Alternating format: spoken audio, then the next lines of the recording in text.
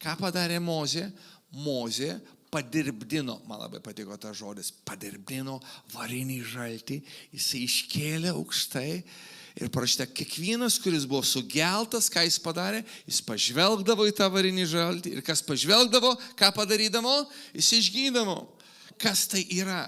Varinis žaltys yra Jėzaus Kristaus aukos įvaizdis.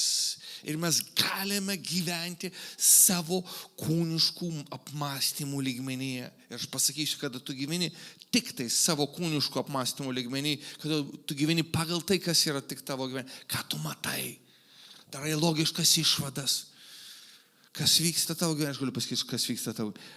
Demonai, gyvatės, jie kandžioja tave. Ir tu gyveni kančios pilną gyvenimą. Kas dėl to kaltas? Kaltas esi pats tu. Kodėl?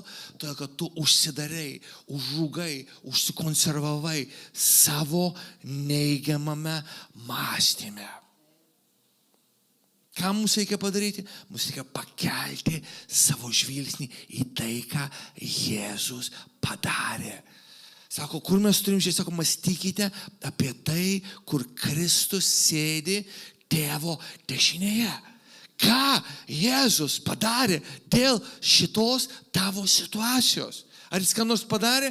Jisai žinoma padarė. Dievas patenkins visus tavo poreikius į savo garbės turtų šlovėje per Jėzų Kristų. Jėzuje Kristuje, paklausykite. Mes turim dviejų lygių mąstymus. Mes turim probleminį mąstymą, kur mes susikoncentruojame į problemą. Ir ta problema, ką padaro? Aš pasakysiu, jinai mus nužudo, mes nužudo. Jinai išsėmė, iššilpia bet kokią gyvybę iš mūsų. Ir tai būtent šėtonas mus pastumia į tai.